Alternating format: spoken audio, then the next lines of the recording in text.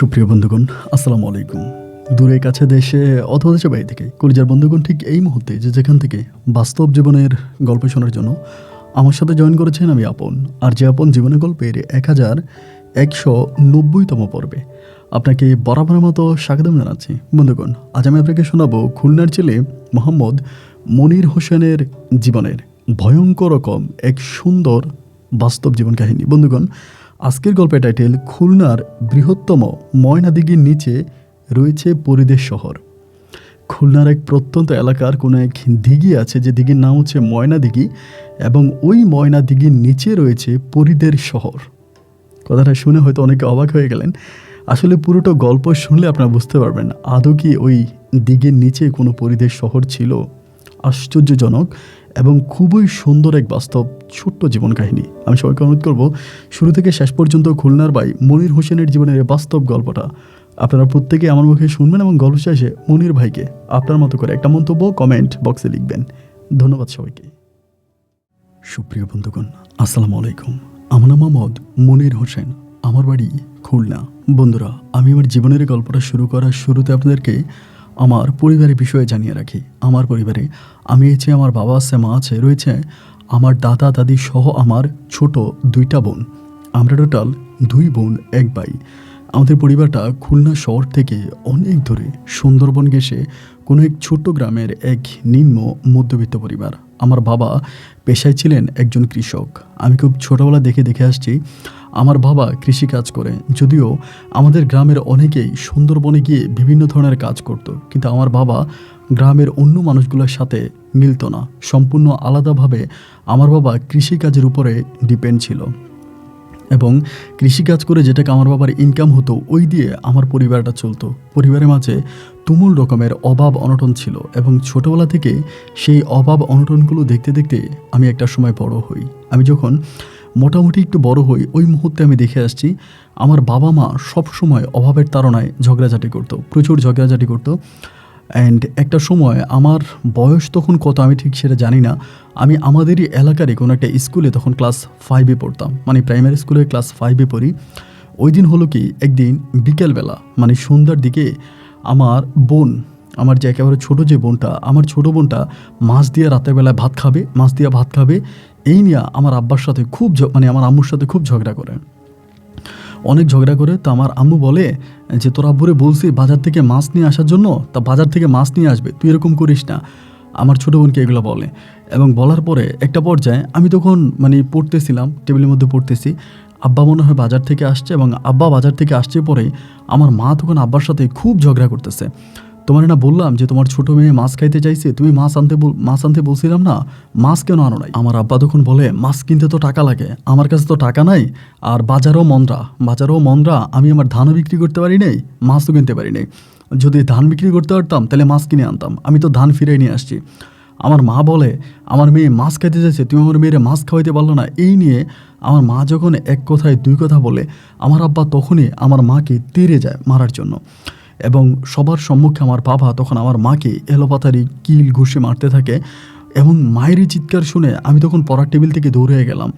আমার বোন তখন ওই মুহূর্তে আমার আব্বার পা ধরে চিৎকার করে কান্না করে বলতেছে, ও আব্বা, আমার আম্মারে মাইরো না, আমার আম্মারে ছাইরা দাও, আমি আর কোনোদিনও মাছ খাইতে যাবো না, আমি আর জীবনেও মাছ খাবো না, ও আব্বা, আমার মায়েরে ছাইরা দাও, এরকম করতেছে। আব্বা তখন মাকে ছেড়ে দিয়ে আব্বা রাগ করে ঘর থেকে বেরিয়ে গেল, এবং মা তখন কান্না করতেছে আর আমার ছোটো বোনটা মারতেছে আর বলতেছে পরিবারে এত অভাব, এত অনটন, আমরা 3 বুলো ভাত খাইতে পারি না, তুই মাছ খাইতে চাস কেন? মাছ খাইলে আল্লাহকে বইলা কোনো বড় লোকের ঘরে জন্মাইলি না কেন তুই এই গরিবের ঘরে জন্মাইছস, তোর কেন মাছ খাইতে মন চাইবে? আমার ছোটো বোনটা একটু ওরকমই, একটু ইয়ে টাইপের। পরে আম্মা তখন মারছে, ওরে মাইর দেওয়ার পরে ওই তখন কান্না করতে করতে ঘরে চলে গেছে। তা ঘরে গিয়ে ও চুপচাপ বসে আছে, অনেক ছোটো, কিন্তু অনেকটা ছোট, বাট ছোটো হওয়ার পরও না ওর ভিতরে ইগো অনেক বেশি, অনেক কিছু বুঝতে পারে, ছোটো মানুষ হলেও না ওর মেধা শক্তি অনেক ভালো, অনেক কিছু বুঝে। পরে ঘরে কোণার মধ্যে বসে আছে। তা বসে থাকা অবস্থায় আমি তখন ওর কাছে গেলাম, ওর কাছে গিয়ে বলতেছি, কিরে বোন, কান্না করতেছিস, মাছ খাবি? আমার বলে না, আমি মাছ খাবো না। আমি বলি দেখ ভাইয়া, তোর জন্য মাছ আনবো।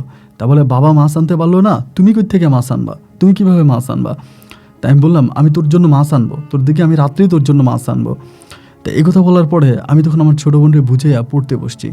এখন পড়তে যে ভাই আমি বসছি, তা আমি তো ছোটো মানুষ না, মাথার মধ্যে একটা জিনিস আসলো যে আমার বোনেরা না বলছি মাছ খাওয়াবো, তা এখন মাছ আমি কই পাবো? আমি তো অনেক ছোট, এখন রাতের বেলায় তো আমার বোনেরা মাছ এনে দিতে হবে, তা সকালবেলাও মাছ দিয়ে ভাত খাবে। এই সময় আমি তখন চুরি করে করলাম কি, আব্বুর মানে যেখানে ঘুমাইতো আব্বুর বালিশের নিচে একটা টর্চ লাইট ছিল, 3 ব্যাটারি টর্চ লাইটগুলা অনেক পুরনো, যেগুলো 3 ব্যাটারি সিস্টেম ছিল, ওই ব্যাটারি টর্চ লাইট আমি তখন হাতে নিলাম। হাতে নিয়ে চিন্তা করলাম আমাদের বাড়ির পাশেই হচ্ছে একটা দিঘি আছে, যে দিঘির নাম ময়না দিঘি, এবং সবাই ওটারে ময়না দিঘি বলে। এবং আগে নাকি ওই দিঘির পাড়ে উঁচা উঁচা জায়গা ছিল, যেগুলোর মধ্যে প্রচুর জঙ্গল ছিল, এবং সেখানে সুন্দরবন থেকে অনেক ময়না পাখিরা এসে বসতো, এবং ময়না পাখির প্রচুর আনাগোনা ছিল ওই দিঘির পাড়ে। এই জন্য সবাই ওই দিঘিকে ময়না দিঘি বলে আখ্যায়িত করেছে। সবাই বলে এই দিঘির নাম হচ্ছে ময়না দিঘি। তো আমি তখন এই টর্চ লাইটটা আবার বিছানার নিচ থেকে টর্চ লাইটটা নিলাম, নিয়ে আমি তখন ভাবতেছি যে আমি ময়না দিঘিতে যাব। দিঘির মানে তখন পানি প্রায় অনেকটাই শুকিয়ে গেছে, আগের মতো তো পানি নাই দিঘির মধ্যে, পানি যেহেতু একটু শুকনা, আমি হাত দিয়ে দেখি মাছ পাওয়া যায় কিনা। টর্চ লাইটটা টিপ দিয়ে মাটিতে রাখবো, এরপর আমি নিচে গিয়ে হাতে হাতে মাছ ধরবো। এইরকম একটা চিন্তা ভাবনা করে আমি তখন টর্চ লাইটটা নিয়ে ঘর থেকে বের হয়েছি। এবং ঘর থেকে বেরোয়ার পরে আমি তখন কী করলাম, ওই টর্চ লাইট দিয়ে নিচে ওই ময়না দিঘিতে গেছি। এবং যাওয়ার পরে রাত তখন কয়টা বাজে আমি তো আর জানি না, কারণ আমি তো হচ্ছে ছোট মানুষ, আমার হাতে কোনো ঘড়িও নাই, কোনো মোবাইলও নাই, সময় কখন তা কিন্তু আমি বলতে পারি না। কিন্তু আমার কাছে মনে হলো মোটামুটি অনেক রাত হয়ে গেছে, কারণ চারদিকে অনেক গম্ভীর হয়ে গেছে, অনেক নীরব হয়ে গেছে, একদম নীরব নিচ্ছিন্ন। তো আমার কাছে মনে হলো তাইলে মনে হয় অনেক রাত হয়ে গেছে, কারণ অনেক রাত না হলে তো এরকম নীরব হয়ে যায় না, চারপাশটা অনেক নীরব হয়ে গেছে। এবার আমি আস্তে আস্তে আস্তে আস্তে করে টর্চ লাইটটা নিয়ে ওই ময়না দিঘির পাড়ের দিয়া আস্তে ময়না দিঘির মধ্যে নামলাম। এবং নাইমা পরে একটা পাশে আমি তখন টর্চ লাইটটা রাখলাম, এবং টর্চ লাইটটা রেখে আমি তখন দিঘির মধ্যে নামিয়া হাতে হাতে মাছ ধরতেছি। তো এভাবে কি হাতে মাছ ধরা যায়? আমি তো বয়স কম, আমার ছোটো মানুষ, কিন্তু এত কিছু বুঝি না। তা হাতে হাতে মাছ ধরতে ধরতে টর্চ লাইটটা এক পাশে রাখছি, আরেক পাশে আমি চলে গেছি মাছ ধরতে ধরতে, কিন্তু একটা মাছও পাইলাম না। ব্যাগ নিয়ে গেছি মাছ ধরার জন্য, কিন্তু কোনো মাছ পাইলাম না। এমন করতে করতে অনেকটা দূর যাওয়ার পরে হঠাৎ করে দেখলাম কে জানি দিঘির পাড়ে দিয়ে হাঁটতেছে। তো আমি তো মানে আমার তো বয়স নাই, ছোটো মানুষ, আমি তো এগুলো বুঝি না যে দিঘির পাড়ে কে জানি হাঁটতেছে। হঠাৎ করে তাকে দেখলাম 3 পিস পরা একটা মেয়ে, 3 পিস পরিহিত একটা মেয়ে হাঁটতেছে। আমার বলে কে রে এখানে, এমনি বলে। আমি বললাম আমি মনির। পরে বলে কি করস, এমনি বলে। আমি বললাম মাছ ধরতেছি। তা বলে মাছ পাইছিস? আমি বললাম না পাই নাই। তা বলে এত রাতের বেলায় মাছ ধরতে আসলি যে? এখন এইটা কে ওইটা কিন্তু আমি জানি না, আর আমি কিন্তু জিজ্ঞাসা করি না যে আপনি কে, আমার মাথায় এটা নাই যেটা কে বা কারা, না আমি সময় তো জানি না যে রাত কখন হয়েছে। পরে আমার বলতেছে মাছ পাইছিস? আমি বললাম না মাছ পাই নাই। তা বলে এত রাতের বেলায় মাছ ধরতে আসছিস কেন? এমন ছোটো বোন বলছে মাছ দিয়ে ভাত খাবে, আবার বাজার থেকে মাছ আনে নাই, যার জন্য আমার ছোটো বোন রাগ করছে, এর জন্য মাছ ধরতে আসছে, ওরে মাছ দিয়ে কালকে সকালে ভাত দিবনি। তা বলে তুই কি মাছ পাবি? আমি বললাম না। বলে আমি কি তোরে মাছ ধরাই দিব, মাছ ধরে দিব? আমি বললাম তাহলে ধরে দেন, ছোটো মানুষ তো। আমি বললাম ঠিক আছে তাহলে ধরে দেন। এ বলার পরে উনি তখন আমার পাশে আসছে, এবং পাশে আসার পরে মানে হাত দিতেছে মাছ পাইতেছে, হাত দিতেছে মাছ পাইতেছে, মানে এরকম নিচে হাত দিতেছে মাছ, মানে নিচে হাত দিতেছে মাছ। আমি হাতে হাতে মাছ পাই না, সে হাত দিয়ে প্রায় মানে আমার ব্যাগে এতগুলা মাছ দিছে যে আমি ব্যাগ হাতে নিয়ে হাঁটতে পারবো না, এমন একটা অবস্থা। পরে আমি বললাম আপনি এতগুলো মাছ আমার ধরে দিলেন, আপনার বাড়ি কই? পরে আমার বলে ওই গ্রামে, মানে দিঘির পাড়ে একটা গ্রামের কথা বলে। আমি বললাম ও আচ্ছা ওই গ্রামে, তা আপনি তো আগে কখনো এখানে দেখি নাই। বলে আমি মাঝে মাঝে দিঘির মধ্যে রাতের বেলায় হাঁটতে আসি। তা তুমি যে তোর যে মাছগুলো দিলাম, তুই করে বলতেছে তোর যে মাছগুলো দিলাম, আমার কিন্তু একটা শর্ত আছে, এমনি বলে।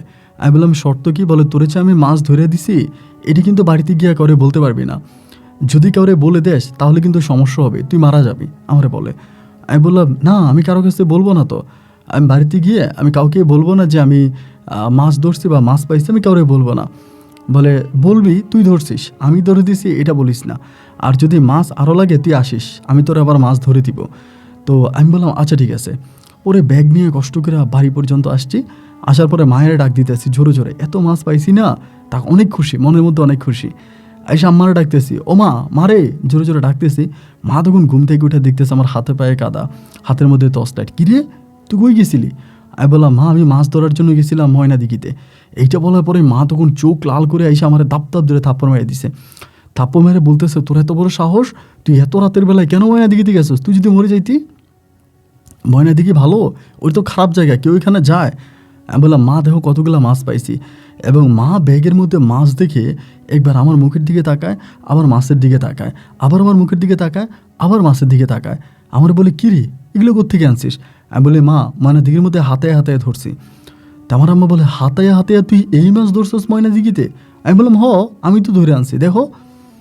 মা আর কোনো কিছু বললো না। মা তখন মাছগুলো নিয়ে পাক ঘরে গেল, এবং পাকের ঘরে যাওয়ার পরে মাছগুলোরে কাটলো।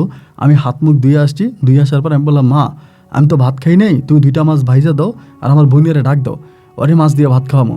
আম্মা বললো, ঘুমিয়ে গেছে, ওরা টাকার দরকার নেই, আমার তোর 2টা মাছ ভাইজা দিতে আসি। তো 2টা টাকি মাছ মা আমারে ভাইজা দিতে আসে। আমি তো আমার বোনের লেগে মাছ ধরছি না, তা আমার বোনের তো আমি খাওয়াবোই। আমি গিয়ে আমার বোনরে ডাকতে শুরু করছি, ওই তাড়াতাড়ি উঠ। ডাক দিছি, উঠে বলে, কী হয়েছে? তোর জন্য মাছ ধরে আনছে ময়নাদিঘি থেকে। বলে, তাই? আমি বললাম, হ্যাঁ। তো এই বলার পর তখন আমার সাথে পিছিয়ে পিছিয়ে দৌড়ে আসছে। আসার পরে মা ওরে দিকে বলতেছে, কি রে তুই ঘুমাস নাই? বলে, ভাইয়া ডাইকা আনছে, মাছ দিয়ে ভাত খাওয়াইব। তো এরপরে কইতেছে, আচ্ছা ঠিক আছে বয়। তা ভাই বোন দুজনে বসলাম, মা গরম গরম মাছ দিল, মাছ বাজি দিয়ে পেট ভরে ভাত খাইছি। ভাত খাওয়ার পরে আমার বোন তখন আম্মার সাথে ঘুমাইতে চলে গেল, আমিও তখন ঘুমাইতে চলে আসছি, মানে ঘরে। এখন দিনের বেলায় আমার ঘুম ভাঙছে, ভাঙার পরে সকালবেলা ভোরে ভোরে আমার আম্মা কেমন করে যেন আমার দিকে একটু তাকাইতে আছে। মানে আমার আম্মার তাকানিটা কিন্তু খুব একটা ভালো না, মানে একটু সন্দেহ সন্দেহ নজর আমার দিকে তাকাইতে আছে। এরপরে আমার বলে, মুক্তবে যাবি? আমি বললাম, হ্যাঁ যাবো। তাই বলে, যা মা মুক্তবে যা। পরে আমার ছোটো 2টা বোন আছে, 2টারই নিয়ে আমি তখন মুক্তবে গেলাম। মুক্তব থেকে আমি তখন আসছি, ঘরে আসছি। এবং ঘরে আসার পরে দেখলাম ভাই ঘরের মধ্যে একটা মিটিংয়ের মতো বসে আছে, মানে একটা মিটিংয়ের মতো অবস্থা। আমার মা, আমার বাবা, আমার দাদা দাদি এবং আমাদের গ্রামের আরও 2জন মহিলা। তো ওরা জানি কী নিয়ে আলোচনা করতেছে, কথাবার্তা বলতেছে। হ্যাঁ, আমি আর কিন্তু কিছু বললাম না, মানে আমি কিছু বলি নাই, না বলে আমি মানে চলে গেছি ঘরের মধ্যে। এবং ঘরের মধ্যে যাওয়ার পরে আমার আব্বা তখন আমারে বলতেছে, আব্বা তখন আমারে ডাক দিছে, মানে এখানে সবার মাঝে ডাক দিছে, ডাক দিয়া বলে, মাছগুলো কই থেকে আনছিস কালকে রাতে? আমার আব্বা আমারে বলে। তাই আমি বললাম, মায়েরও তো আমি বলছি ময়নাদিঘিতে মাছ ধরছি। মা কিন্তু মাছগুলো ভাজি কইরা মানে ওই পাতিলা সহ সবার সামনে নিয়ে আসছে দেখানোর জন্য, সবাই দেখতেছে। পরে আব্বা আমারে বলে, মিথ্যা কথা বললে কিন্তু এমন মারা মারবো, জন্মের মারা মারবো, সত্যি করে বল মাছ কই পাইছস? আমি বললাম, বাবা আমি ময়নাদিঘিতে গেছি, ময়নাদিঘিতে আমি হাতে হাতে মাছ ধরছি। আমার আব্বা বলে, হাতে হাতে মাছ ধরছস, সত্যি কথা বলবি না? আমি বললাম, না আমি সত্যিই বলতেছি, আমি হাতে হাতে মাছ ধরছি। এরপরে এই দিনটা কেটে গেল। সন্ধ্যের সময় আব্বা তখন আমার বলে, চল ময়নাদিঘিতে চল, তুই মাছ ধরবি। আমি বললাম, কে আমি মাছ ধরবো কে? ঘরের মধ্যে তো কত মাছ আছে, কালকে হাফ ব্যাগ মাছ নিয়ে আসছি, মাছের কি অভাব? আমার আব্বা বলে, না তুই মাছ ধরবি, আমি দেখবো, চল। এবার আব্বা আমার ধমকায় টমকায় কী করলো, লয়ে গেছে, মানে মাছ ধরবে বাবা আমার নিয়ে গেছে। নিয়ে যাওয়ার পরে আমি গেছি বাড়িতে, মানে আপনার ময়নাদিঘিতে গেছি। যাওয়ার পরে আব্বা উপরে টর্চলাইট নিয়ে দাঁড়ায় আছে আমার বলে মাছ ধরার জন্য। বাট আমি হাতাইতেছি, একটা মাছও পাইলাম না। অনেকক্ষণ ধরে হাতাইতে আসি, মাছ পাইলাম না, মানে মাছই পাই না। আমার আব্বা বলে, কিরে মাছ পাইছস? না আব্বা মাছ পাই নাই। এবার আধা ঘন্টার মতো হাতানোর পরে একটা পুঁটি মাছও পাই না, ছোটো একটা পুঁটিও পাই নাই। আব্বা আমারে বলে, ঠিক আছে উঠে আয়। আমি তখন উঠে আসছি, আসার পর আমার বলে, বাড়ি চল। বাড়ি গেছি, বাড়ি যাওয়ার পর আমারে বলে, তুই কালকে রাতে মাছ আনছস কোত্থেকে আমারে বল। আমি বললাম, আব্বা আমি তো বললাম ময়নাদিঘির মধ্যে হাতে হাতে মাছ ধরছি, তা এই মাছ তো তোমার আইনে দিছি, তোমরা খাইলা, তা আমারে মারতেছো, আমার ধমকাইতেছো। আমার আব্বা বলে, আমি আধা ঘন্টা ধরে টর্চলাইট হাতে নিয়ে দাঁড়াইছিলাম, তুই একটা পুঁটি মাছ পাইলি না, আর গতকালকে রাতে তুই আধা ব্যাগ মাছ নিয়ে আসছস, তুই কই পাইলি এই মাছ? আমি বলি, আব্বা যেখানে পাওয়ার পাইছি, তুমি আমার সাথে এরকম করো না তো। এরকম করে আব্বারে আমি আর কোনো কিছু বললাম না, না বইলা আমি তো জানি মাছ তো আর আমি ধরি নাই, আমার আরেকজনে ধরিয়া দিছে। এখন যে আমারে মাছ ধরে দিছে সে তো আবার আমাকে শর্ত দিয়ে দিছে, আমি যাতে কোনোভাবে তার নাম আমার পরিবারের কারো কাছে না বলি, কারণ পরিবারের কারো কাছে বললেই সমস্যা হবে, আমি মারাও যাবো, এটাও সে বলছে। এইভাবে সপ্তাহখানিক কেটে গেল, বিষয়টা এখানে চুপ হয়ে গেল। এবং সপ্তাহখানিক কেটে যাওয়ার পরে ঘরের মাছ আবার শেষ। একদিন আমার আম্মা আমার আব্বারে বলতেছে যে, আজকে বাজার থেকে মাছ আইনো, মনির যেই মাছ ধরছে মাছ তো সব শেষ হয়ে গেছে। আমার আব্বা তখন বলে, আচ্ছা আনমনি বইলা আব্বা ওই দিনও মাছ আনে না বাজার থেকে। কি করছে, মশারির ডাল, আলু, মানে পেঁয়াজ, রসুন, তেল এগুলো নিয়ে আসছে। আম্মা বলে, কি ব্যাপার, তোমার না মাছ আনতে বলছিলাম, তা তুমি মাছ আনলা না? আমার আব্বা বলে, না মাছ পাই নাই, বাজারে মাছ পাওয়া যায় নাই, মাছ পাই নাই। এবার আব্বা তখন বেরিয়ে গেছে। আমি তো আর আব্বার কাছে কোনো কিছু বলি না, আমি তো জানি আমি মাছ আনবো। তা আমি কী করলাম, রাতের বেলা আবারও মানে ওই দিন রাতের বেলা আবারও চুরি করে আবার টর্চ লাইট ম্যানেজ করছি, এবং টর্চ লাইট ম্যানেজ করে আমি আবার ওই দিঘির পাড়ে গেছি। এবং দিঘির পাড়ে যাওয়া মাত্রই দেখি উনি দাঁড়ায় আছে, মানে আমি পাড়ে উঠবো উনি দাঁড়ায় আছে। আমার বলে, কী ব্যাপার মনির, মাছ ধরতে আসছিস? আমি বললাম হ্যাঁ মাছ ধরতে আসছি, আবার বাজারে গেছিল মাছ পাই নাই, হবে আসছি এনে মাছ ধরবো, পরে আমি মাছ ধরে দিব। আমি বলে ধরে দেন। পরে 1900 নামলো দিঘিতে, আমিও নামছি, উনিও মাছ ধরে, এবং আমি ওই দিন একটা দুইটা পাচ্ছিলাম, সেও ধরতেছে আমাকে দিতেছে। পরে আমারে বলে, মনির তুই তো অনেক ভালো ছেলে রে, তোর আব্বারে নিয়ে তুই দিঘিতে আসলি অথচ আমার কথা বলস নাই। আমি বলি, আপনার কথা বলি না, আপনি না মানা করছেন? বলে হ্যাঁ এজন্যই তো তোরে আমি আবারও মাছ ধরে দিতে আসছি, তা তুই বলিস না দেখে তো তুই ভালো ছেলে, অনেক ভালো ছেলে তুই। এরকম করে আমার সাথে মিষ্টি মিষ্টি কথাবার্তা বলে এবং আমার মাছ ধরে দেয়। ওই দিনের মতো আমার আজকেও আধা বেগ মাছ ধরে দেয়। এবার ওই দিন যখন এদিনও যখন আমি বরাবরের মতো মাছ নিয়ে ঘরে যাই, আম্মারে ডাকি, আম্মা কিন্তু উঠে গেছে আমার খুঁজতে, আমার আব্বা কিন্তু বাইরে এসে নাকি আমার খোঁজার জন্য, মানে আমার খুঁজতে আমার আব্বা বাইরে এসে, আমি মাছ নিয়ে বাড়িতে আসছি। আমার আম্মা বলে, মাছ পাইলি কই? আমি বললাম কই আবার পাবো, ময়না দিঘির মধ্যে হাতে মাছ ধরছি। এবং আম্মা তখন মাছগুলো কাটতেছে, আমার আব্বা কোথা থেকে আসছে আইসা আমারে বলে, মানে আম্মা মাছ কাটতেছে দেখে তো আব্বার চোখ অনেক বড় বড় হয়ে গেল। আমার আব্বা তখন আম্মারে বলতেছে, মাছ পাইলে কই? কই আবার পাবো, তোমার ছেলে ধরে আনছে। আমার আব্বা তখন আমার দিকে তাকিয়ে বলে, মাছ কোত্থেকে আনলি? আমি বললাম ময়না দিঘিতে মাছ ধরছি আব্বা। আমার আব্বা বলে, আমি পুরো ময়না দিঘিটা 3টা চক্কর দিছি, ময়না দিঘির আমি 3টা চক্কর দিয়া চারপাশে ঘুরলাম, আমি কোথাও তোরে দেখলাম না, তুই ময়না দিঘির ভিতরে ছিলি না, আর তুই আমারে বলতেছস ময়না দিঘি থেকে মাছ আনছিস? আমি বললাম বাবা, আমি সত্যিই বলতেছি, আমি ময়না দিঘিতে মাছ ধরছি, তাই মাছ পামু কই? আব্বা আমার যখন জোরে ধমক দিল, আমার মা তখন বলতেছে, তুমি ওরা ধমকাধমকি করতেছো কেন? ওই কি মাছ আর চুরি করে আনে? আর চুরের মাছ কি এগুলা? চাষের মাছ কি এগুলা? ও তো টাকি মাছ, তারপর ছোট ছোট পুঁটি মাছ, এটা ওইটা ধরে আনছে, এগুলো তো জাতীয় মাছ, এগুলো তো আর কারো চাষের মাছ না।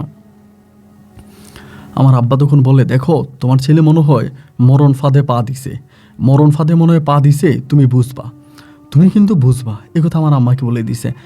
একথা আম্মাকে বলার পরে আম্মা তো যখন আর কিছু বললো না, এইভাবে 3 দিন কেটে গেছে। এবং 3 দিন পরে আমার আম্মা আবারও আমার আব্বা একদিন বলতেছে যে ঘরের মাছ তো শেষ হয়ে গেছে, আবারও মাছ লাগবে। আমি তখন মুসকি মুসকি হাসতেছি। আমার আব্বা বলে, আচ্ছা বাজার থেকে মাছ আনমনি। তো আমি জানি না এটা তাদের ট্রিক্স ছিল নাকি, আমি জানি না। এরপরে আব্বা বাজারে গেছে, বাজার থেকে এসে বলতেছে মাছ পাইনি। এবং মাছ পাইনি বলার পরে আমি তো চিন্তা করছি আমি ওই দিনও দিঘিতে যাবো, দিঘি থেকে আমি হাফ বেগ মাছ ধরে আনবো। আবার ওই দিন দিঘিতে আমি রওনা দিছি, চুরি করে আব্বা লাইট নিয়েছি, লাইট নিয়ে আস্তে আস্তে করে দিঘিতে রওনা দিছি। এবং দিঘিতে রওনা দেওয়ার পরে দিঘির পারে যেয়ে দেখতেছি যে ও আর আজকে নাই, মানে যিনি আমাকে মাছ ধরে দিত উনি আর আজকে নাই। পরে এদিকে তাকাচ্ছি ওইদিকে তাকাচ্ছি, তারে আর পাইতেছি না। না পাওয়ার পরে চিন্তা করলাম, কিরে উনি কোথায় গেল? উনি তো আমার মাছ ধরে দেয়। পরে ওনারে না পাইয়া আমি তখন নিজেই তখন মাছ ধরতে নেমে গেছি। এর মাছ ধরতেছি আধা ঘন্টার মতো হয়ে গেছে ভাই, আমি একটা ছোট মাছও পাই নাই। মানে মাছ তো আর আমি এমনিও পাই না, মানে টোটালি মাছ পাই নাই। মাছ না পাওয়ার পরে হঠাৎ করে আমি দেখলাম, মানে পাড়ের দিকে তাকে দেখলাম কেউ একজন জানি হাঁটতেছে। আমি তখন বললাম, কে? আমরা মাছ ধরে দিবেন, আসেন, আমরা মাছ ধরে দিবেন, আসেন। কিন্তু আসে না, কেউই আসে না। অনেকক্ষণ ধরে হাতে কিচ্ছু পাইলাম না। পরে আমি আবার ওই খালি ব্যাগটা নিয়ে বাড়ির দিকে হাইটে হাইটে আসতেছি। বাড়িতে আসার পরে আমার আম্মা উঠানে দাঁড়ায় আছে। আমার আম্মা বলে, কিরে মাছ আনছিস? আমি বললাম, না মা, আজকে আর মাছ পাইনি। এবং পিছনের দিকে ফিরে দেখে আমার আব্বা আমার পিছনে দাঁড়ায় আছে। আব্বা আমার বলে, আজকে মাছ পাস নাই কেন? আমি বললাম, মাছ পাই নেই তো খুঁজছি, পাই নেই, কী করবো? আমার আব্বা বলে, মাছ কেন পাস নেই আমারে বল, তোরে কে মাছ ধরে দে? তুই কারে বললি আসেন আমারে মাছ ধরে দেন, আসেন আমারে মাছ ধরে দেন, এই কথা কারে বলছিস? এইটা বলার পরে আমি বুঝে গেছি আমার আব্বা অবশ্যই আমার পিছে পিছে গেছে। আমার আব্বা আমার পিছনে পিছনে গেছে, নিলে আমার আব্বা এই কথা কীভাবে জানে যে আমি কাউকে বলছি যে আসেন আমারে মাছ ধরে দেন? আমি তখন বললাম, আব্বা তাহলে তুমি কি আমার পিছে পিছে গেছো? তুমি গেছো দেখেই তো ও আজকে আসে নাই। এইটা বলা, মানে এই কথাটা আমি মুখ ফুসকে বলে ফেলি। এইটা বলার পরে আমার আব্বা আর আম্মারেও কোনো কিছু বললো না, আমারও কোনো কিছু বললো না। না বলার পরে ওই দিন হলো কি, আমার আব্বা তখন করলো কি, আমি মানে এই সকালবেলা মুক্তবে গেছিলাম, মুক্তব থেকে আসার পরে আব্বা তখন একটা লাঠি নিছে হাতে, মানে জোর ব্যাট নিছে, নিয়েই দরজা বন্ধ করে আমার মারতে শুরু করছে। আবার ঘরের মধ্যে এলোপাতারিক মারতেছে, তোরে কে মাছ ধরিয়া দেয়? তুই কোত্থেকে এত মাছ পাইছিস? তুই আমার কাছে সব সত্যি কথা বল, যদি সত্য কথা না বলস তাহলে তোর আমি মেরেই ফেলবো, সত্য কথা বল। এবার যখন মারতে শুরু করছে আমি তখন আমার আব্বারে বলতেছি, আব্বা আমারে মাইরো না, আমি মাছ পাইছি, আমি তোমারে বলি কে আমারে ধরিয়া দেয়।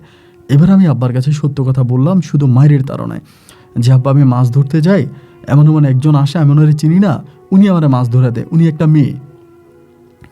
এবং এই কথা শোনার পরে আমার আব্বা মা দুজনেরই চোখ তখন কপালে উঠে যায়। মানে তারা দুজন অনেক ভয় পেয়ে যায় যে কী ব্যাপার, ও দিঘিতে কীভাবে মাছ ধরে, কে ওরে মাছ ধরে দিয়ে যায়। আমার আম্মার সাথে সাথে আমাকে নিয়ে আমাদের পার্শ্ববর্তী বাড়ির এক মহিলা আছে, ওই মহিলা আবার কবিরাজ, ওই কবিরাজ মহিলার কাছে আমাকে নিয়ে যায়। এবং কবিরাজ মহিলার কাছে নিয়ে যাওয়ার পরে ওই কবিরাজ মহিলা আমার হাতে পায়ে সব জায়গায় তাবিজ পরায় দেয়, 2 হাতে 2টা তাবিজ পরায় দেয়, গলায় তাবিজ পরায় দেয়। এবং আমার আম্মারে বলে, খবরদার, তোমার এই ছেলের কিন্তু নিয়ে যাইবো, ছেলের কিন্তু পছন্দ করে ফেলছে, তারে কিন্তু নিয়ে যাইবো, খবরদার তারে ঘরের বাইরে যাইতে দিও না, তারে বাড়ির বাইরে যাইতে দিও না। এবার শুরু হলো এক নতুন খেলা। এই খেলাটা হচ্ছে এরকম যে আমি আর ঘরের বাইরে যাইতে পারি না, মাছ ধরা তো দূরের কথায়, স্কুলে যাইতে পারি না। ওই জায়গায় আমার পড়াশোনা বন্ধ হয়ে গেছে। আমার আব্বা আম্মা আমারে একটা মেয়ে মানুষের যেরকম বাড়িতে পাহারা দিয়ে রাখে, আমারে এইভাবে বাড়িতে পাহারা দিয়ে রাখে। আমি যদি বলি, ও মা একটু বাইরের দিকে যাই, একটু বাইরে যাই, তা আমার বাইরে যেতে দেয় না। আমি একটু বাইরের দিকে যাই, না আমার যাইতে দেয় না। এভাবে আমার জীবন তখন কাটতে থাকে। এবং এরকমভাবে আমাকে প্রায় 2 থেকে 3 মাসের মতো এই ঘরবন্দি করে রাখে। 2 থেকে 3 মাস পরে ঘরবন্দি করে রাখে। এরপরে আমি আস্তে আস্তে করে একটু একটু বাইরে যেতে শুরু করলাম। 2 থেকে 3 মাস পরে তাদের ওই জেলখানার চাবি আমাকে দিল। আমি তখন আস্তে আস্তে করে একটু একটু বাইরে যাচ্ছি, বাজার ঘাটে যাচ্ছি, মানে পুকুর পাড়ে যাচ্ছি, এখানে ওখানে যাইতেছি, কিন্তু রাতের বেলায় বেরোইতে দেয় না। সন্ধ্যা হইলে পরে আমি কই আছি, আমার আব্বা আমারে খুঁজে নিয়ে আসে যে মনির কই আছে। সন্ধ্যার পরে আমি বাজারে থাকা আমার জন্য নিষেধ, মানে আসরের আজান দিবে আমার বাড়ির দিকে চলে আসতে হবে। মানে যে সময় পোলাপাইন দোকানে যায়, একটু চাটা খায়, আড্ডা টাড্ডা মারে, ওই মুহূর্তে আমাকে বাজার থেকে চলে আসতে হবে। এটা হচ্ছে আমার আব্বার কথা, যে কোনোভাবেই বাজারে থাকা যাবে না, বাজার থেকে চলে আসতে হবে। আমি আর কি করব, আমি আমার আব্বার কথা মতো আমি তখন বাজার থেকে চলে আসি। মানে যেভাবে আমার বলে ওভাবে আমি তখন আব্বুর কথা মতো চলে আসি। আর না আসলেও আব্বু আমার খুঁজে নিয়ে আসে, যে কোন জায়গায় আছে, কোথায় আছে, ওরে খুঁজে আন। আমার খুঁজে আমার পরিবার আমাকে নিয়ে আসে। এরকমভাবে আমার দিন রাতগুলো কাটতেছে বন্দি দশার মধ্যে। এমন করতে করতে আমি মোটামুটি অনেকটাই বড় হয়ে যাই।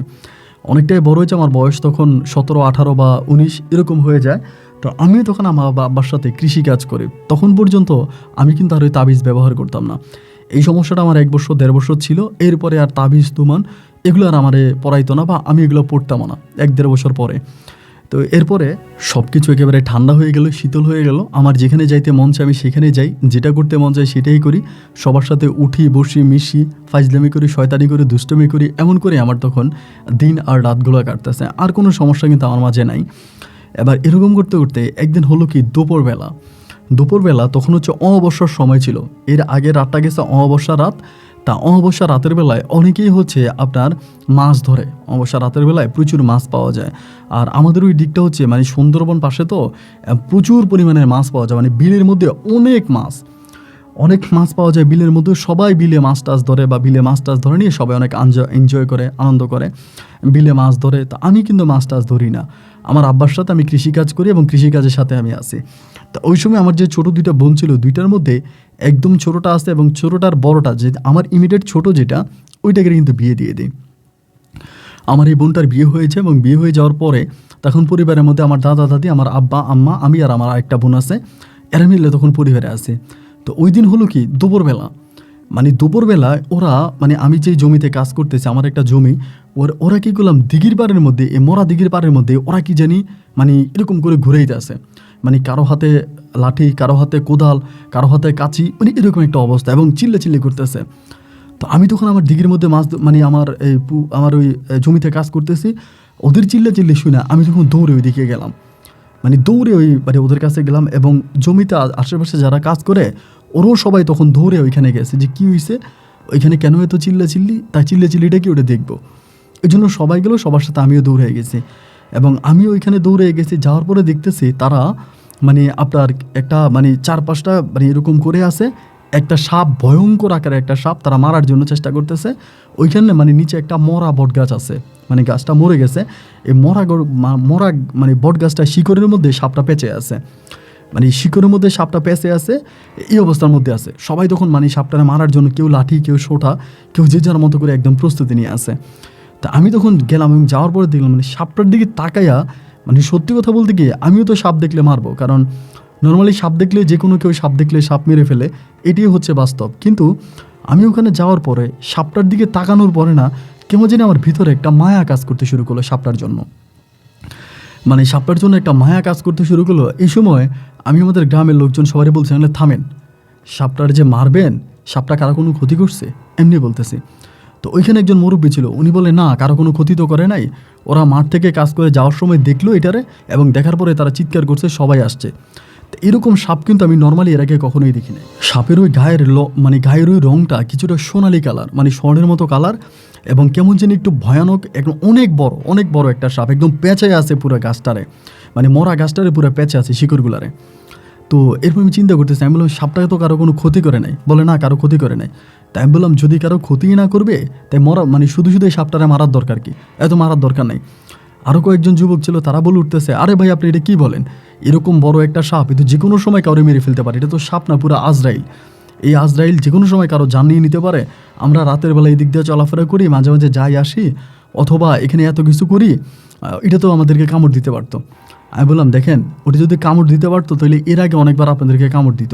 এটার বয়স তো আজকে আর কালকে হয় নাই, দেখে তো মনে হয় সাপটার বয়স অনেক হয়েছে, 5-7 বছর বা এরও বেশি হবে। তা এত বড় একটা সাপ যেহেতু এত বছর কাউরে কামড় দিয়ে মারে নাই, তা আপনাদেরকে মারবো এটাও আমার মনে হয় না। আর আমার জন্মের পর থেকে আমি এই পর্যন্ত শুনি নাই যে মরা দিঘির পারে কাউরে সাপে কামড় দিয়ে মারতে। এটা আমার জীবনে আমি শুনি নাই, কখনোই শুনি নাই যে কাউরে মরা দিঘির পারে কোনো সাপে কামড় দিয়ে মারছে। তা আপনি কেন বলতেছেন যে আপনাদেরকে সাপে কামড় দিয়ে মাইরে ফেলবে? শুধু সাপটারে মারার কোনো কাম নাই, সাপটারে ছেড়ে দেন। সবাই বলতেছে এটা তুমি কী বলো? আমি সবার হাত থেকে লাঠি সোটা নিয়ে নিলাম যে আপনারা যে যার কাজে যান, সবাই যে যার মতো কাজে চলে গেল। আমিও তখন আমার কাজের দিকে গেলাম, আমার জমির দিকে গেলাম। এবং যখন আমি আমার জমির দিকে যাচ্ছিলাম ভাই, কেমন জানি আমার ভিতরে আমি একটা শান্তি অনুভব করতেছি, মানে আমার ভিতরে একটা শান্তি পাইতেছি, যে আমার মনে হয় আমি অনেক বড় একটা ভালো কাজ করে আসছি। মানে মনে হচ্ছে আমি একটা মহৎ কাজ করে আসছি, এই জন্য আমার ভিতরে অনেকটা শান্তির স্পর্শ আমি পাচ্ছি, অনেকটা শান্তি পাচ্ছি। তো যাই হোক, কেন এরকমটা হচ্ছে এটা তো আর আমি বুঝি না। আমি তখন দুপুর পরে বাড়িতে গেছি, বাড়িতে যাওয়ার পরে খাওয়া দাওয়া করছি, করার পরে আবারও ভাবলাম যে জমির দিকে যাব। তা আমার মা বলে এটা কাজ কর, বাজারে যা, কিছু বাজার সাজার নিয়ে আয়, ঘরে বাজার নাই, তা জমিতে আর যাইস না। তা আমার আব্বা তখন জমিতে কাজ করতেছে, আব্বা তখন জমিতে গেছে, আমি তখন বাজারে গেছি। বাজার থেকে মাছ টাছ যা কিছু লাগে সব কিনে আনছি, বাড়িতে আনার পরে বাড়িতে এগুলো দিলাম, দেওয়ার পরে ওই দিন জানি আমার কেমন জানি শরীরটা একটু ব্যথা লাগতেছে। মানে অন্য দিনের থেকেও আজকে মানে শরীরটা একটু একটু ব্যথা ভাব হইতে আছে। তা এই বলে আমি তখন শুইতে গেছি, মানে শুয়ে যাব মনে করছি, শরীরটা খারাপ লাগতেছে যেহেতু, মানে ঘুমিয়ে যাব, রাত জাগবো না। পরে খাটে গেছি, এবং খাটে যেয়ে শোয়া মাত্র আমার ঘুম চলে আসছে। এবং ঘুমটা আসার পরে আমি হঠাৎ করে আজ থেকে বহু বছর আগে যিনি আমাকে দিঘিতে মাছ ধরে দিত, মায়া দিঘিতে মাছ ধরে দিত, এবং আমার আব্বা আমার পিছিয়ে গেছে, অনেক কাহিনী আছে আপনাদেরকে এতক্ষণ ধরে যেটা বললাম। ওনার চেহারাটা আমার অতটা মনে নাই, মানে একদম ক্লিয়ার মনে নাই, তারপরেও যতটুকু মনে আছে ততটুকুতে আমি যে ওনাকে স্বপ্নে দেখতে পাচ্ছি। উনি স্বপ্নে আসছে, এবং আসার সময় আমার জন্য অনেক খাবার নিয়ে আসছে, কোরমা, পোলাও, অনেক খাবার নিয়ে আসছে। অ্যান্ড আইসে আমারে বলতেছে যে তুই আমারে বাঁচাইছিস, তুই আমারে বাঁচিয়েছিস, তোরে আমার অনেক ভালো লাগে, তুই আমারে বাঁচাইছিস। আমি যে তোর কাছে স্বপ্নে আসছি এটা কারো কাছে বলিস না, আমার তরফ থেকে তোর এই উপহারটা দিয়ে গেলাম, খাবারগুলো দিয়ে গেলাম, তুই খাবারগুলো খাইস, তোরে আমার অনেক ভালো লাগছে, তুই অনেক ভালো, তোর সাথে আমার যে কোনো সময় আবারও দেখা হবে। এইটা বলে উনি তখন ধাপ করে চলে গেল। আমার ঘুমটা ভেঙে গেছে। আল্লাহ, আমার ঘুমটা ভেঙে যাওয়ার পরে আমি তাকায় দেখতেছি আমার মাথায়, মানে বালিশের পাশেই একটা মিষ্টির প্যাকেটের মতো একটা প্যাকেটটা দেখার পরে আমি তখন চিন্তা করি, কিরে এই জায়গার মধ্যে এই প্যাকেট আসবে কেউ থেকে। আমি প্যাকেটটা হাতে নিয়ে প্যাকেটটা খুলে দেখলাম আমার স্বপ্নের মধ্যে যা বলছে, প্যাকেটের মধ্যে তোর জন্য খাবার আছে। আমি ওই প্যাকেটের মধ্যে খাবারগুলো পাইলাম। খাবারগুলো পাইয়া আমি আর ভয়ে খাবার খাচ্ছি না, আমি ঘরের দরজার দিকে তাকাইতেছি। আমার ঘরের দরজাটা ভিতর থেকে লাগানো, মানে আমি তো ঘুমাইছি, আমার রুমের দরজা আমি লাগাইয়া তারপরে ঘুমাইছি। এখন ঘুমানোর পরে তার দরজা খুললো কে, মানে দরজা খোলা কেন, সরি এই দরজা তো লাগানো আছে, তাহলে ভিতরে খাবারটা আসলো কীভাবে, বা খাবারটা কে দিল, আমি তো বুঝতে পারতেছি না। সারাটা রাত আমার আর ঘুম আসে নাই, এবং ঘরটার মধ্যেও না একটা দারুণ ঘ্রাণ আমি পাইতেছি, একটা মিষ্টি ঘ্রাণ পাইতেছি। এরপরে দিনের বেলা আমি তখন এই প্যাকেটটা নিয়ে বাইরেছি। আমার আম্মা বলে, কি রে মিষ্টি লইয়া কই যাস? আমি বললাম, না আমার মিষ্টি লইয়া কোথাও যাই না, আমি আসতেছি। এটা বইলা আমাদের বাড়ির পাশে একটা মাদ্রাসা আছে, মাদ্রাসায় কিছু ইতিম বাচ্চা আছে, ওদের ওখানে গেছি। যাওয়ার পরে বাচ্চাগুলোর এসব ডাকলাম, আমিও একটু খাচ্ছি, বাচ্চাগুলোরও খাওয়াইছি, ওরাও খাইতেছে। ওরা বলে খুব মজা, খুব সুস্বাদু। অনেক মজা, অনেক সুস্বাদু, এরকম সুস্বাদু খাবার ওরা কোনো অনুষ্ঠানেও খায় নাই, আমারে বলে। তাই মানে খাবার খাইলাম, খাবার খাই শেষ করিয়া আমি তখন ঘরে আসছি। আইসা মনে মনে চিন্তা করতেছি, কিরে এইটা আমি কি দেখলাম, এইটা আমি দেখলামটা কি, এটা আমি কি দেখলাম, আমারে কেমনে দেখাইলো, এটা কে? তখন আমার ছোটোবেলার স্মৃতিগুলো মনে পড়ে। তাহলে আমি মারে বলি, মা তোমার কি মনে আছে আমি ময়না দিঘিতে যাইতাম, ওইখান থেকে মাছ ধরতাম, পরে আমার কেউ একজন মাছ ধরে দিত, আমার আম্মা বলে আলাই বালাই এইসব কথা এখন আর বলতে হয় না, এগুলো বলিস না, এগুলো বলা ভালো না, ময়না দিঘি খুব খারাপ দিকে, ওখানে খারাপ খারাপ ঘটনা ঘটে, তা এসব কথা বলতে হবে না, ময়না দিঘির কথা আর বলিস না। আমি মায়েরে বললাম যে আচ্ছা মা ঠিক আছে, আমি আর বলবো না। এই কথা বলে আমি তখন কি করলাম, সারাটা দিন এটা নিয়ে চিন্তা করতেছি, দিঘিতে যাইতেছি, গোসলও করছি, কাজও করছি, সব কিছু করছি, কইরা আবারও বরাবরের মতো প্রতি রাতের মতো আমি ওই রাতও ঘুমানোর জন্য গেলাম। এবং ঘুমানোর জন্য গেলাম, পরে খাটের উপরে মাথা রেখে চুপটি করে ঘুমিয়ে গেছি। এবং ঘুমিয়ে যাওয়া মুহূর্তে আমি দেখলাম উনি আমার কাছে আবারও আসছে। আমার এসে বলতেছে, আমি যতই তোমারে দেখি, আমি এতদিন তো তুই করে বলতে, এখন তুই বলেন, আমার বলে আমি যতই তোমারে দেখি আমি ততই মুগ্ধ হই, তুমি এতটা ভালো কেন, এতটা ভালো কেন, এতটা ভালো তুমি কি করে হলা, তুমি এত বড় একটা সাপ দেখার পরেও তুমি মারলা না, সাপের প্রতি তোমার মায়া লাগলো, যেই সাপ তোমাদেরকে কামড় দিয়ে মেরে ফেলে সেই সাপকে তুমি বাঁচাই দিলা, আমি তোমারে কিছু খাবার দিলাম খাওয়ার জন্য, আর সেই খাবারগুলা তুমি এতিম বাচ্চাদেরকে নিয়ে খাইলা, তুমি এত মহৎ কেন, তুমি এত ভালো কেন, আমার এগুলা বলে। এবার বলে তুমি আমার কাছে কি চাও বলো, তুমি আমার কাছে যেটা চাইবা আমি তোমারে সেটাই দিব, এগুলো বলতেছে। আমি তখন স্বপ্নের মধ্যে মানে স্বপ্নে জিনিসগুলো দেখতেছি ঠিক আছে, বাট আমার কাছে মনে হয় যে এইটা আসলে আমার জন্য স্বপ্ন ছিল না, কারণ আমি ওনার মানে নিঃশ্বাস প্রশ্বাসের শব্দ শুনতে পেতাম, এবং মানে আমার কাছে মনে হয় যে এইটা কোনো স্বপ্ন না, এটা সত্যি, মানে আমার সাথে যেটা ঘটতেছে এটা পুরোপুরি সত্যি, এটা স্বপ্নের কিছুই না। পরে আমি বললাম যে আমার তো আসলে মানে আপনার গিফটের আমার দরকার নাই, আপনি যে এত সুন্দর, আপনাকে আমি স্বপ্নে দেখে আমার খুব ভালো লাগে, আমি আপনার সাথে একটু সরাসরি কথা বলতে চাই, আপনার সাথে আমি একটু সরাসরি দেখা করতে চাই, একটু সরাসরি কথা বলতে চাই। তো আমারে বলে, আমারে দেখলে সহ্য করতে পারবা? আমি বললাম পারবো না কেন, আপনারা দেখলে আমি সহ্য করতে না পারার কি আছে, আমি যদি আপনারা দেখি আমার অনেক ভালো লাগবে, আমি আপনারে আমার জীবন দশা একটু দেখতে চাই। বলো আচ্ছা ঠিক আছে, তুমি আমারে কালকের মধ্যেই দেখবা, কালকে আমার মধ্যে আমাকে দেখবা, এটা বইলা উনি তখন চলে যায়। এবং উনি চলে যাওয়া মাত্র আমার ঘুমটা ভেঙে যায়, এবং ঘুমটা ভাঙলে পরে আমি তখন চিন্তা করি, কিরে আমি এটা কী দেখলাম, মানে দেখলামটাকে। যাই হোক, আমি আবারও চিন্তা ভাবনা করে আমি আবার ঘুমিয়ে গেছি, এবং ঘুম থেকে সকালবেলা আমি উঠছি, এবং সকালবেলা ঘুম থেকে ওঠার পরেই আমি ঘুম থেকে উঠছি, উঠা মানে বাড়ির মধ্যে একটু মানে বেরোইছি উঠানের মধ্যে, এমন সময় ওইদিকে মানে সিঙ্গা লাগান, এই লাগান, ওই লাগান বলে অনেক মেয়েগুলার কথা শুনতেছে, অনেক মেয়েরা কথা বলতেছে। তো আমার হলো কি, আমার পায়ের মধ্যে একটা সমস্যা আছে, আমার বাম পায়ের মধ্যে একটু সমস্যা আছে। সমস্যাটা কি, মানে যখনই ধরেন আমি ভারী কোনো কাজ করি, আমার বাম পায়ের মানে ওই কোড়ার মধ্যে অনেকটা ব্যথা করে, মানে প্রচণ্ড ব্যথা করে। তা গ্রামের একটা কুসংস্কার ছিল কি, ওই যে বাইদ্যানি যে মহিলারা আছে ওরা ওইসব ব্যথা ভালো করতে পারে, ওরা শিঙ্গা লাগায়, এবং শিঙ্গা লাগিয়ে ভিতর থেকে রক্ত বের করে আনে, মানে ব্যথা ভালো করে দেয়, এরকম একটা জিনিস মানে আমি অনেকের মুখে শুনতেছি যে আমার ওই পায়ের ব্যথাটার জন্য। তো আমি তখন মারে বললাম যে মা, কি বাইদ্যানি মহিলা আসছে নাকি? মা বলে, ওই পাড়ার দিকে তো মনে হয় কোনো বেদে মহিলা আসছে, এরকমই তো কথাবার্তা শুনতেছি। অ্যান্ড এটা বলার পরে আমি তখন আস্তে আস্তে করে বেদে মানে ওই মেয়েগুলোর কণ্ঠস্বর ওইদিকে যাচ্ছি, গিয়ে দেখতেছি অনেকগুলা প্রায় 3টা মেয়ে আছে আমাদের এক বাড়ির মধ্যে, ওরা সিঙ্গা লাগান, এই লাগান, ওই লাগান, এগুলো করতেছে। পরে আমি কাছে গেলাম, কাছে গিয়ে বললাম, দিনের বেলায় কিন্তু একদম দিনে তো পরে, পরে আমি কাছে গিয়ে বললাম যে আমার একটা পায়ে ব্যথা করতেছে, এটার মধ্যে কি একটু সিঙ্গা লাগানো যাইবো? বলে হ্যাঁ যাইবো না কেন, আমরা তো সিঙ্গা লাগাইতে আসছি। পরে আমি তখন এখানে গেলে একটা মেয়ে, ভাই বেদে পল্লীর মেয়েরা যে এত সুন্দর হয়, আমি এই মেয়েটা না দেখলে বিশ্বাস করতাম না, অনেক সুন্দর চেহারার একটা মেয়ে। আমি তখন পাটা দিলাম, আমার তখন পাটা মেসেজ করলো, এবং পাটা মেসেজ করেও কী জানি একটা জিনিস আমার পায়ের মধ্যে লাগাই দিল, মুহূর্তের মধ্যে আমার পাটা একদম ঠান্ডা বরফের মতো হয়ে গেছে। পরে আমি বললাম যে বাড়ির মধ্যে তারা আছে ওই বাড়ির সামনেই, ওই বাড়িতে আবার মানুষ টানুষ খুব একটা থাকে না, আশেপাশে মানুষ থাকে। পরে আমি বললাম যে আমি তো টাকা আনি নাই, কত টাকা? বলে আমরা এই বাড়িতে বসছি, আপনি টাকা নিয়ে আসেন। তা আমার টাকার কথা বললাম, আমি তখন বাড়ির দিকে গেছি টাকা নিয়ে আসবো। তা বাড়ির দিকে আসছে, বাড়ির দিকে এসে টাকাটা নিয়েছি, টাকাটা নেওয়ার পরে মা আমার বলে, কই রে বেদে মহিলারা? আমি বললাম ওই দিকে আছে। মা বলে তাহলে বাড়ির দিকে নিয়ে আসিস তো। আমি বললাম কেন, তোমার লাগবো? মা বলে না, তোর না পায়ের ব্যথা আছে? আমি বলে ব্যথার জন্যই তো ওষুধ নিছি, ওষুধ দিছে, এখন ভালো লাগতেছে, আমি টাকা দিয়ে আসি। হ্যাঁ, মা বলে আচ্ছা ঠিক আছে, যা তাহলে টাকা দিয়ে, যদি পা ভালো হয়ে যায় তাহলে তো আলহামদুলিল্লাহ। এবার মায়ের কথা মতো আমি তখন এই টাকা নিয়ে ওই দিকে গেলাম, এবং যাওয়ার পরে ওদের 3জনের কাউরেই দেখতে পাচ্ছি না। অনেকেরই জিজ্ঞেস করলাম, বেদে মহিলারা ছিল, সবাই বলে চলে গেছে, সবাই বলে এদিক দিয়ে গেছে। আরে আমি বাড়ি থেকে আসলাম, টাকা নিলাম, টাকা নিয়ে আসতে আসতে ওরা সেকেন্ডের মধ্যে কোথায় চলে গেল। আমি সবাইকে জিজ্ঞেস করি যে এদিকে একটা বেদে মহিলা আসছিল, একটা বেদে মহিলারা দেখছেন? এমনি এমনি যারে তারে সবাইকে জিজ্ঞেস করি, সবাই বলে যে না, আমরা তো দেখি নাই, এখানে তো কোনো বেদে মহিলারা দেখি নাই, কোনো বেদে মহিলা তো এই জায়গায় আসে নাই। তা তুমি বেদের মহিলা কই পাইছো? কিরে ভাই, তাহলে কই গেল? আমি পুরোটা গ্রাম তন্ন তন্ন করে খুঁজলাম, আমি বেদে মহিলাগুলোর আর পাইলাম না। এবং যারা আমাদের গ্রাম থেকে বের হয়ে অনেক দূরে দিয়া, মানে আপনার বিল দিয়া হাইটা যাইতে হয়, মানে দানি জমি দিয়া, ওইখানে কেউ গেলে দেখা যায় একটা মানুষ এই জায়গাটা পার হইতো আধা ঘন্টা 1 ঘন্টা সময় লাগে, মানে আরেকটা গ্রামে যাইতে। এরকম একটা ফাঁকা জায়গা আছে, তা ওই জায়গার মধ্যে গিয়ে অনেকেই কাজ করে মাঠের মধ্যে। ওদেরকে জিজ্ঞেস করলাম যে এই পাড়া দিয়ে কি কোনো বেদে মহিলারা গেছে? বলে না, আমরা তো দেখি নাই।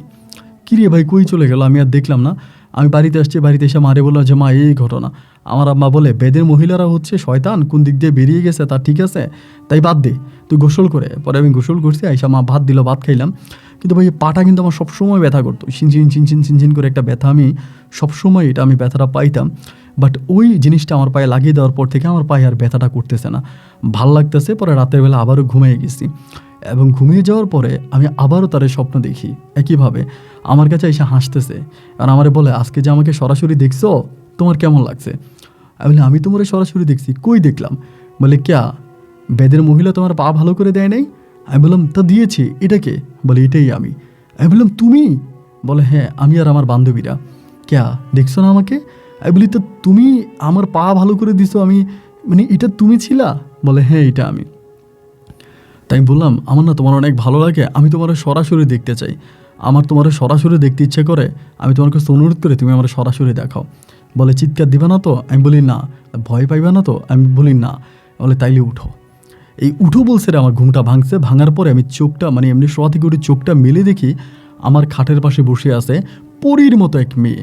আমি দেখেই দিছি চিৎকার, মানে দেখা মাত্রই এমন জোরে চিৎকার দিছি, চিৎকারের সাথে সাথে ও উধাও, ও আর নাই। এবার মা এসে দরজা ধাক্কাইতেছে, এই গিরি গিরি দরজা খোল, দরজা খোল, কী হয়েছে রাত্রের বেলা এত জোরে চিৎকার দিছস? যে দরজা খুলছে, মা তখন ঘরের মধ্যে এসে আমার বলে, কিরে, কী হয়েছে, এত জোরে চিৎকার দিলি কেন? তাই আমি বলি, মা, কী যে হয়েছে আমি তো নিজেও জানি না, আমি মনে হয় কোনো স্বপ্ন দেখছি। মা আমারে বলে, তোরে আবারও তাবিজ এনে দিব। এই কথাটা যখন আমারে বলে, আমার বুকের ভিতর তখন ভয় ঢুকে যায়, কিন্তু তাবিজ এনে দিব মানে, তাবিজ এনে দিলে তো আমি আর ওটা দেখবো না। এবার এই কথা বলে মা বলে, মা তুমি ঘরে যাও তো, তুমি ঘুমাও, তুমি কথা কেউ না। এই বলে আমি তখন আবার ঘুমাইতে আসছি, আমার চোখে আর ঘুম আসতেছে না, মানে ঘুমানোর চেষ্টা করতে, ঘুমাইলে তারা স্বপ্নে দেখবো, তার সাথে কথা বলতে পারবো। এখন ঘুমানোর চেষ্টা করতেছি, ভাই ঘুম তো আর ইচ্ছে করে আনা যায় না, যদি ঘুম চোখে না আসে। কোনোভাবেই দু চোখের পাতার এক করতে পারতেছি না, ঘুমাইতে পারতেছি না, কখনো এই পাশ কখনো ওই পাশ, এরকম 2 পাশ করতে করতে করতে করতে একটা পর্যায়ে আমার আর ঘুমিয়ে আসলো না। সকালে উঠে নামাজ কালাম পড়লাম, পড়ে সারাটা দিন ঘোরাফেরা করলাম, বাড়ির কাজ টাজ ছিল এগুলো করলাম, এবং এরপরের দিন, মানে এরপরের রাতে, মানে ওই দিন রাতে আমি আবারও ঘুমানোর জন্য আসছি, এবং ঘুমাইতে আসছি। আলহামদুলিল্লাহ সেই রাতে আমি তার আবারও স্বপ্নে দেখি। সেদিন সে আমার উপরে একটু রাগান্বিত একটা রাগান্বিত ভাব আমার বলে, আমি না বলছি তোমাকে চিৎকার না দেওয়ার জন্য, তুমি না বলছো ভয় পাবা না, তাহলে চিৎকার দিলা কেন? আমি বললাম, দেখো আমি না বুঝতে পারি নাই, আমার কীভাবে জানি ভয় লেগে গেছে, এই জন্য আমি চিৎকার করছি। বলে, না, তুমি তোমার ওয়াদা রাখো নাই, তুমি তোমার ওয়াদার বরখেলাফ করছো। আমাদের সাথে থাকলে ওয়াদার বরখেলাফ করা যাবে না, ওয়াদা মতো রাখতে হবে, ওয়াদা পূরণ করতে হবে, ওয়াদার বরখেলাফ করা যাবে না। আমি বলে, আচ্ছা আমার ভুল হয়ে গেছে, তা তুমি তোমার আজকে আবার একটু দেখি, তুমি আজকে আবার একটু আসো আমার কাছে। বলে, না, আমি আর তোমার ঘরে আসবো না, তোমার ঘরে ঢুকছি, তুমি আমার বের করে দিছো, তুমি চিৎকার দিছো, তোমার মা আসছে, আমার বিপদ হতে পারে, তুমি যদি আমাকে দেখতে চাও তাহলে তুমি আগে সাহস সঞ্চয় করো। আমি বললাম, কীরকম সাহস? বলে, তুমি আমাকে দেখতে চাইলে আমাকে আজকে দেখবা, এখন দেখবা? আমি বললাম, হ্যাঁ, এখনই দেখবো। বলে, যদি দেখো তাহলে ঘুম থেকে উঠা মানে ময়নাদিঘির পাড়ে আসো। আমি বললাম, ময়নাদিঘির পাড়ে এখন? বলে, হ্যাঁ, এখন যদি তুমি ময়নাদিঘির পাড়ে আসতে পারো, ময়নাদিঘিতে পাড়ে আসার মতো সাহস যদি তোমার থাকে, তাহলে আমি তোমার সাথে দেখা দিব। এই কথাটা বলেই সে তখন হঠাৎ করে চলে গেল, এটা বলে চলে গেল। আর সে চলে যাওয়া মাত্র আমার ঘুম ভেঙে যায়, আমার ঘুমটা ভেঙে গেল। এবং ভেঙে যাওয়ার পরে আমি ঘামাইতেছি, এটা কি? ও আমারে বললো ময়নাদিঘির পাড়ে গেলে আমার লোকে দেখা করব, আমি তারে দেখব। মানে আমার ভিতরে তখন মনে হয়েছে, মরলে মরি আর বাঁচলে বাঁচি, জীবনে আসেই কি আর পাবই কি, আমি ওই ময়নাদিঘির পাড়ে তারে দেখতে যাবো। আমি যে তারে এতই ভালোবাসি, এতদিন তার সাথে আমার সম্পর্ক, ওই তো চাইলে আমার অনেক ক্ষতি করতে পারতো, আমার তো কোনো ক্ষতি করে নাই, বরং আমাকে একটার পর একটা উপকারে করে গেছে। আমি তারে দেখার জন্য যাবো, মানে ভিতরে একটা মানে জাগছে যে যাই হোক আমি তারে দেখব। আস্তে শোয়া থেকে উঠলাম। আমার ঘরের মধ্যে আমার মা আছে। মা তো আবার খুব জানতে পারলে ঝামেলা করবে, বাবা জানলে ঝামেলা করবে। এজন্য আস্তে, আস্তে চুরি করে চুপিসারি ঘর থেকে বের হইলাম। ঘর থেকে বের হইয়া আস্তে, আস্তে, আস্তে, আস্তে করে হাঁটতে শুরু করলাম ময়নাদিঘির পাড়ে। এবং ময়নাদিঘির পাড়ে থেকে মানে ময়নাদিঘিতে যাওয়ার আগেই আমি দেখলাম যে দিঘির পাড়ে কেউ একজন বসে আছে।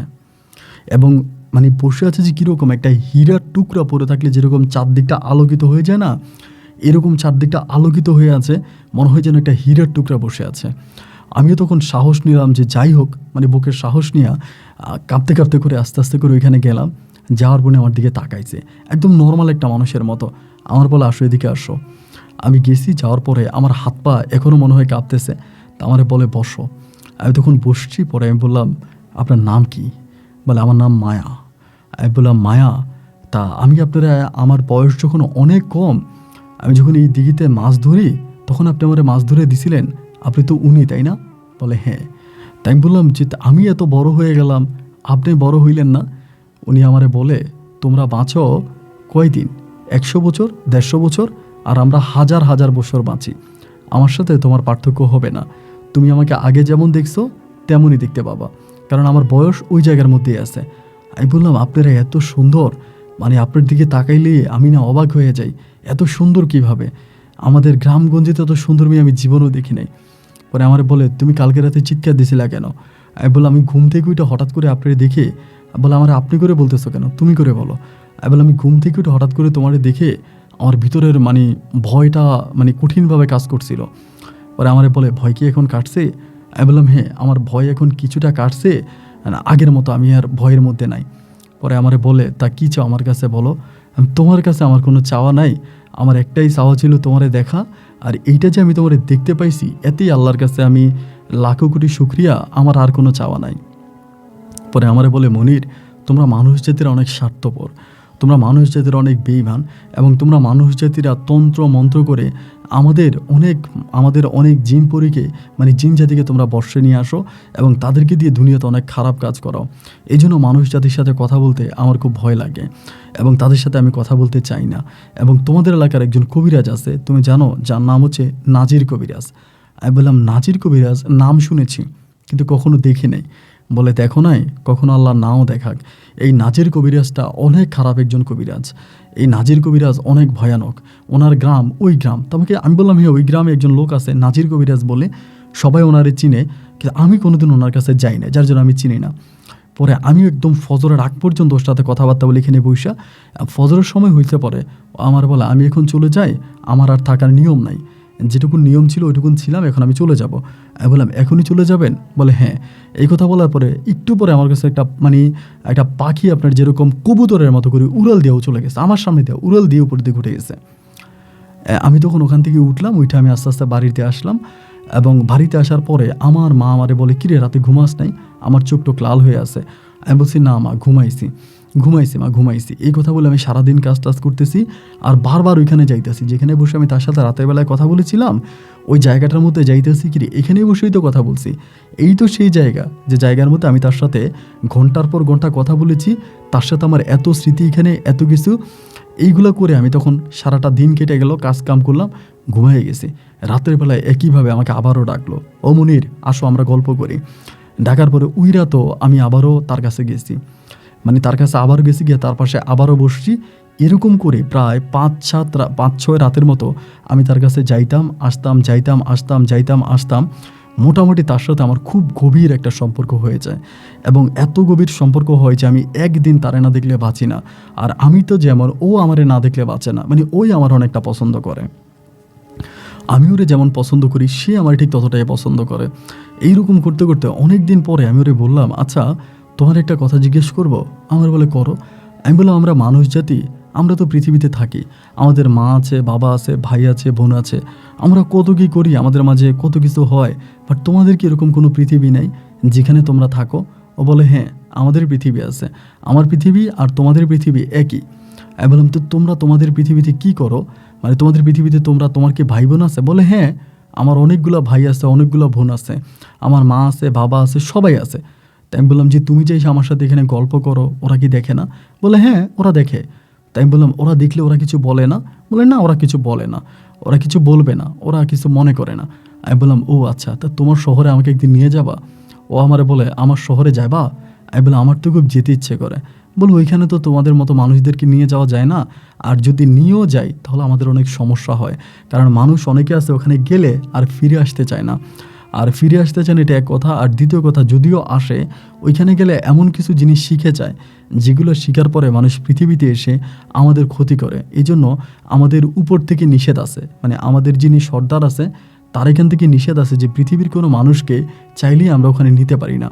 আমি বললাম, মায়া, তুমি তো অনেক দিন ধরে আমার সাথে আছো, আমার সাথে তোমার অনেক মধুর সম্পর্ক, প্রেমিক প্রেমিকা হাজব্যান্ড ওয়াইফের সম্পর্কের চেয়েও আরও মধুর সম্পর্ক তোমার সাথে আমার কি মনে হয়, মানে তোমার কি মনে হয় যে আমি কখনো তোমার ক্ষতি করব, কোনো দিন তোমার ক্ষতি করতে পারবো? এটা কি তোমার মনে হয়? আমাকে বলে, না মনির, আমার এটা কখনোই মনে হয় না। আমি জানি তুমি অনেক ভালো, তুমি অনেক ভালো, অনেক নম্র ভদ্র, বা সর্বদিক থেকে তুমি যথেষ্ট পরিমাণের ভালো, এটা আমি জানি। কিন্তু কথা হচ্ছে, তুমি কেন, মানে কেন যেতে চাও? আমি বললাম, আমার মনের ভিতরে না ছোটোবেলা থেকে একটা স্বপ্ন, আমি পরীদের রাজ্য দেখব, পরীদের শহর দেখব, পরীরা কোন শহরে থাকে, ওরা কোন রাজ্যে থাকে, আমার না এগুলো দেখার অনেক ইচ্ছা। অ্যান্ড এই জিনিসগুলো দেখার জন্যই আমি তোমারে বললাম। ও আমারে বলে, আচ্ছা ঠিক আছে, আমি যদি অনুমতি আনতে পারি তাহলে তোমাকে নিয়ে যাব, তবে অনুমতি ছাড়া নেওয়া যাবে না। আমার, আচ্ছা ঠিক আছে, তাহলে তুমি অনুমতি আনো। এই ঘটনার পরে প্রায় আরও মাসখানিকের মতো কেটে গেল, এবং ওই মাসখানিক প্রতি রাতেই আমি ঘুম থেকে উঠতাম, ওর কাছে যাইতাম, ওই ময়না দিঘিতে আমি বসে বসে কথা বলতাম ওর সাথে। এরকমও হয়তো যে আমার বাপ মায় মানে হঠাৎ করে মাঝে মাঝে জানালা খুলে দেখতো আমি কই, ওরা দেখতাম যে আমি শুয়ে আছি। মা আমারে ওই দিন বলতেছে, আমি একদিন ওর সাথে রাতের বেলায় দেখা করে আসি, এবং আসার পরে সকালের পরে ঘুম ভাঙার পরে মা আমার বলে, কী রে, কালকে রাতে তোর এইভাবে ডাকলাম তুই উঠলি না? আমারে বলে। আমি কিন্তু দরজা মানে দরজা খোলা রেখেই কিন্তু চলেছে, আমার রুমের দরজা। তা আমার মা বলে, ভিতরে দরজাটা লাগাই দিলি? আমি বললাম, ভিতর থেকে দরজা লাগানো ছিল। বলে, ছিল তো, আর জানালা দিয়েও তোর কত ডাকলাম, তুই উঠলি না। আমি বললাম, কী বলো, জানালা দিয়ে আমার ডাকছো, তুমি আমার দেখছো? বলে, দেখলাম তো তুই শুয়ে আছিস। তখন আমি বললাম যে, মতো এটা ওরে কোনো একটা চালাকি হবে। আর আমি বলি, তুমি আমার দেখছো এখানে শুয়ে থাকতে? মা বলে, আর দেখছি মানে, তুই শুয়ে আসিস, আমি তোরা দেখলাম, তোরা আমি ডাক দিলাম, তুই আমার ডাকও শুনলি না, তুই উঠলিও না। পুকুরের মধ্যে মনে হয় কে জানি মাছ ধরছিল, পুকুরের মধ্যে প্রচুর পানির শব্দ পাইছিলাম, ভাবছিলাম কে জানি মাছ ধরে, তুই আর উঠুস নাই। এরপরে তোর আব্বারে উঠে দিছি, তোর আব্বা পুষ্কুনিতে গেছে, যা দেখছি এমনি মাছে লাফালাফি করে, কোনো মানুষ টানুষ কেউ নাই। আমি বললাম, ও আচ্ছা, তাহলে তো হলোই, সমস্যা নাই। এই কথা বলে আম্মুর সাথে কথাবার্তা শেষ করে আমি তখন এরপরে রাতে ওরে আবারও বললাম যে, কী ব্যাপার, আমার আম্মা আমার এরকম এরকম বললো, আমি তো তোমার কাছে, তাহলে ঘরের মধ্যে আম্মু আমারে পাইলো কই? বলে, আমি তোমার একটা সেটু ঘরের মধ্যে শোয়াই রাখছি, ওইটা তোমার মতোই ছিল, তোমার আম্মা এটাকে ভুল দেখছে, এটা তুমি না, তোমার মতো একটা সেটু ছিল। আমি বললাম, ও আচ্ছা। পরে আমি কয়েকদিন পরে ও নিজেই আমারে বলতেছে যে, মনির, তুমি যে আমাকে বেশ কয়েকদিন আগে বলছিলা আমাদের রাজ্যে ঘুরতে যাবা, তো তুমি কি যাবা? আমি বললাম, আমার তো অনেক ইচ্ছা আছে, তুমি না বললা অনুমতি আনবা, তা অনুমতি আনছো? আমার বলে, হ্যাঁ, অনুমতি আমি আনছি, তবে আমার একটা শর্ত আছে। আমার শর্ত হচ্ছে, আমি যে তোমাকে ওখানে নিয়ে যাব, তুমি এটা কখনোই কাউকে বলতে পারবা না, এটা তুমি কখনোই কাউকে বলবা না। আর আমি তোমাকে নিয়ে যাব, ওইখানে যাওয়ার পরে তুমি কোনো কথা বলবা না, তুমি শুধু চোখের দৃষ্টিতে দেখে যাবা, যেটা দেখার তুমি শুধু চোখের দৃষ্টিতে দেখবা, শুধু দেখে যাবা, কিন্তু কোনোভাবেই হচ্ছে কারোর সাথে কোনো কথা বলবা না। এবং আমাদের এই এখানে যা দেখছো, যা শিখছো, বা তোমাকে এখানে অনেক কিছু তুমি শিখতে পারবা, অনেক লেখা দেখবা, অনেক কিছু শিখবা, এই জগৎটার সম্বন্ধে তুমি কারো কাছে কোনো কিছু বলতে পারবা না। তুমি যদি আমার এই শর্তে রাজি থাকো, আমি তোমাকে নিতে পারি। আমি বললাম, হ্যাঁ, আমি তোমার এই শর্তে রাজি আছি, আমি তোমার সাথে যাব। এই বলার পরে ও তখন আমাকে বললো, ঠিক আছে, তাহলে আজকে যাবা? আমি বললাম, আজকে? হ্যাঁ, যাব। বলে, তাইলে চলো। এটা বলার পরে ও তখন আমার বলে, দুইভাবে যাওয়া যায়। আমি বলি, কীভাবে? বলে, তোমার নিয়ে আমি এই দিক দিয়ে যাই, এই দিঘিটার ভিতরে ঢুকলেও আমাদের শহরে যাওয়া যায়, এই দিঘি দিয়েও যাওয়া যায়। আমি বললাম, তাহলে দিঘি দিয়ে কেমনে যাব? আমার বলে, তুমি চোখটা বন্ধ করে আমারে ধরো এবং লাফ দাও দিঘির মধ্যে। তো দিঘিতে তখন প্রচুর পানি ছিল, পানিতে একদম টইটম্বুর। আমি ওর হাতটা ধরে ওর সাথে দিঘিতে শুধু লাফ দিয়েছি। এইটুকু আমার মনে আছে, দিঘিতে লাফ দিয়েছি, আমার গায়ে কোনো পানি লাগে নাই, তবে পানির একটা শব্দ আমি পাইছি, ঝুমুর করে পানির যে একটা শব্দ হয়, পানির মধ্যে কিছু একটা পড়লে ওই শব্দটা পাইছি। এবং শব্দটা পাওয়ার পরে আমার কাছে যেটা মনে হচ্ছে, প্রচণ্ড বাতাস। ও আমার বলে, চোখ খুইল না, আমার পাশে হাত ধরে বলে, চোখ খুইল না। আমি তখন কিন্তু চোখ খুললাম না। অনেক পরে মনে হলো কোনো একটা জায়গার মধ্যে এসে আমি দাঁড়াইছি, এটা মনে হলো। তো ওই জায়গাটার মধ্যে আসার পরে ও তখন আমারে বলতেছে, চোখ খোলো। আমার বলে, পরে আমি চোখ খুললাম, এবং চোখ খুলে আমি যা দেখেছি এটা আসলে এখানে বলা যাবে না। ওর নিষেধ আছে, ওর নিষেধটা আমি সবসময় মেনেছি, ওই নিষেধটা আমি বলি নাই কারো কাছেই বলি নাই, কিন্তু চোখের দৃষ্টিতে আমি এই জিনিসগুলো দেখলাম। দেখার পরে ও আমারে ওখানে রাখছে পুরো প্রায় 1 সপ্তাহেরও বেশি সময় ধরে। 7-8 দিনের মতো আমি ওখানে ছিলাম এবং ওদের সাথেই ছিলাম।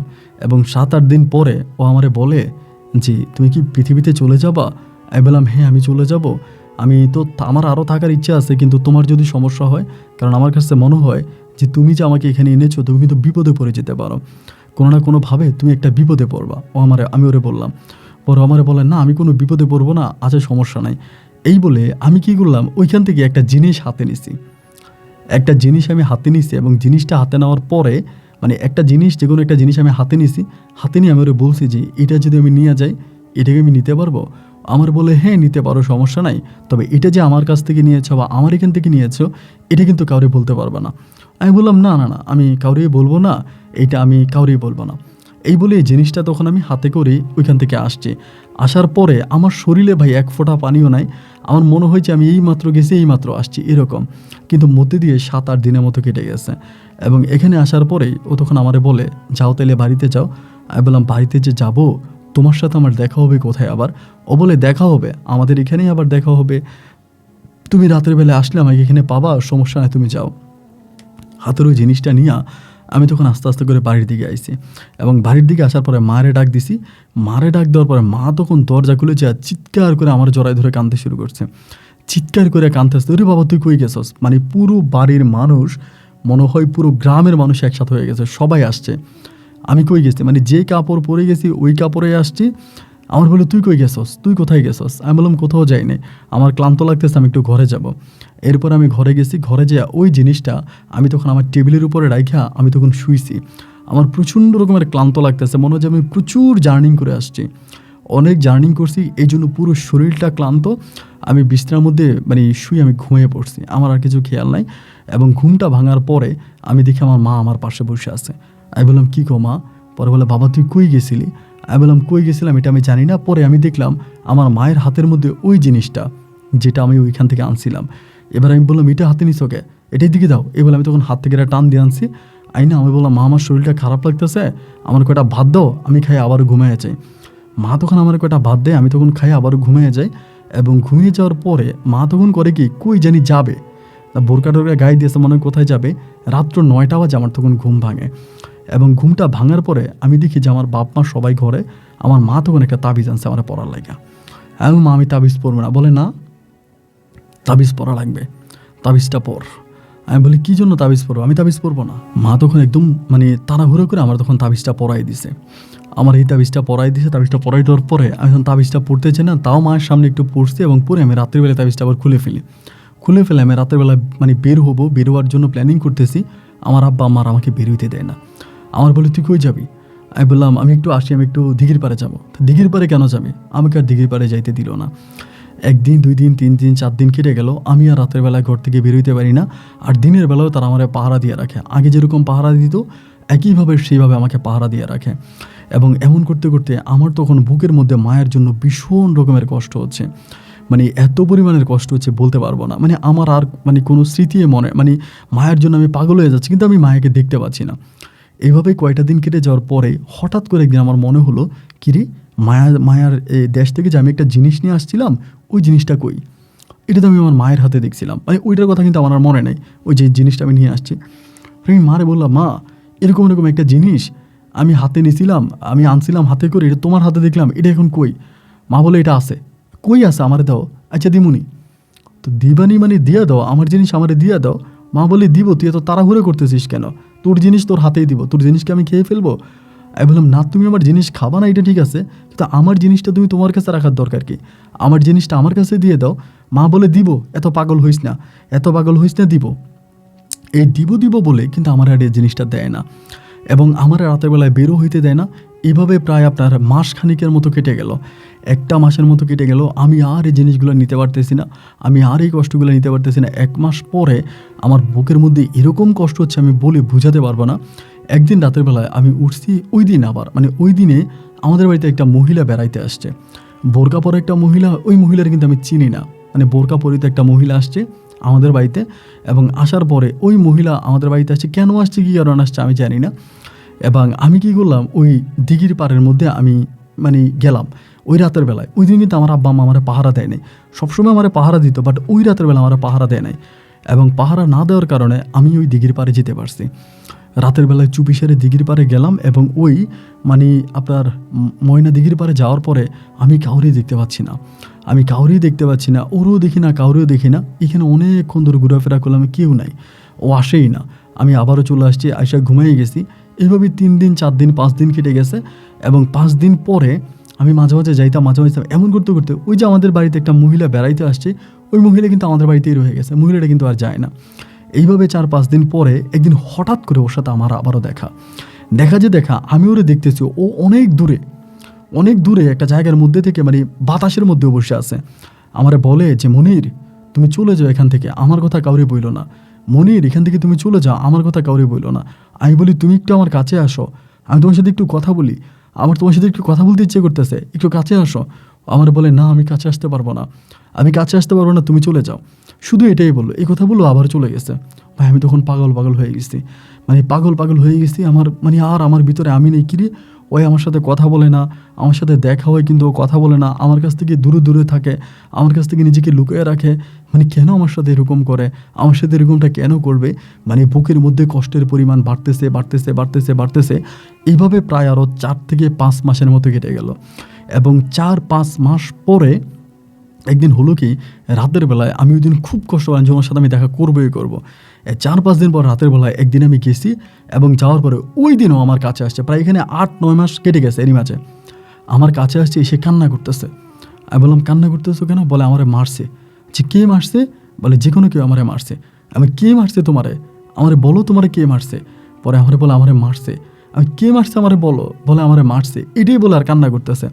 এবং একটা পর্যায়ে এরকম করে আমি পিছনের দিকে পায়ে শব্দ পাচ্ছি, কেউ একজন মনে আসতেছে। আমি পিছনের দিকে ফিরে দেখতেছি আমার আব্বা আর আরেকটা লোক, সাথে আমার মা এবং আমাদের বাড়িতে থাকে ওই মহিলা। ওরা এত রাতের বেলা ওইখানে ওদেরকে দেখার পরে আমি ফিরে তাকাইলাম, মায়া দিকে দেখলাম মায়া নাই। মায়া জুপ্পুর করে লাফ দিয়ে এই পুকুরের মধ্যে পড়ে গেছে, মানে মায়া দিঘিতে পড়ে গেছে, আপনার ময়না দিঘিতে পড়ছে। পরে আমি চিন্তা করলাম যেহেতু ময়না দিঘিতে পড়ে গেছে তাহলে ওর শহরে চলে গেছে।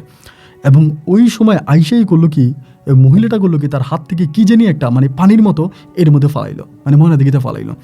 এবং ময়না দিঘিতে ফালানোর পরে আমি তখন বললাম যে কী করতেছো আমার সাথে এগুলো কী করতেছো? আমার আব্বা বলে আমরা কোটিপতি হয়ে যাব, আমরা লক্ষ টাকা পাবো, আমরা স্বর্ণের পাহাড় পাবো, তুই চলে আয়, এখান থেকে চলে আয়। আমি তখন বললাম আমি এখান থেকে যাবো, মানে আমি এখান থেকে তো যাবো না, আমার এখানে এরা কারা?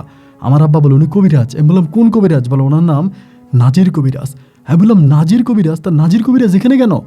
আমার আব্বা বলতেছে তুই কথা বলিস না, চল।